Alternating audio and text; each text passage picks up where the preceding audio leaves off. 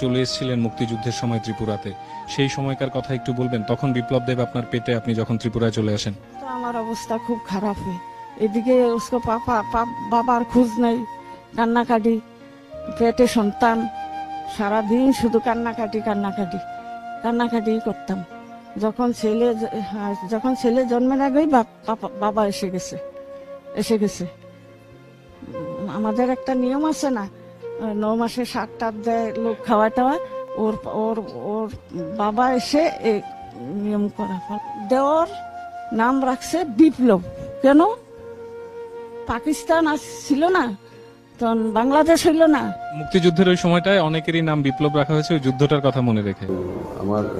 আমাদের মূল বাড়ি বাবা কাকারা তো কচুয়াতি মাগদারি গ্রাম, সেখানে বাবা এখানে অনেক আগে এসেছিলেন 1964-তে।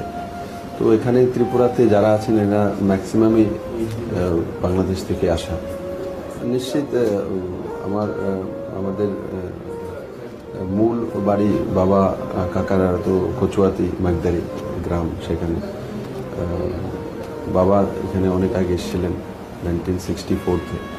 তো এখানে ত্রিপুরাতে যারা আছেন এরা ম্যাক্সিমামই বাংলাদেশ থেকে আসা।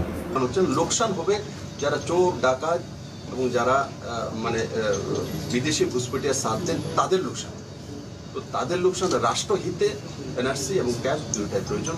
এবং যদি আমি আমার রাজ্যের মধ্যে, কারণ আমার পরিবারের লোকও তো, আমার পিতাজিও তো বাংলাদেশ থেকে এসেছিলেন, ওনারও সিটিজেনশিপ কার্ড রয়েছে, তো তারপর আমার জন্ম হয়েছে ত্রিপুরা। তাহলে যদি এনআরসি কোনো লোকসানে সবসময় গেলে তো আমার মুখ্যমন্ত্রী তো চলে যাবে। তা আমি বেবকুব নাকি যে মুখ্যমন্ত্রী চলে যাবে তার জন্য এনআরসি লাগু করবো?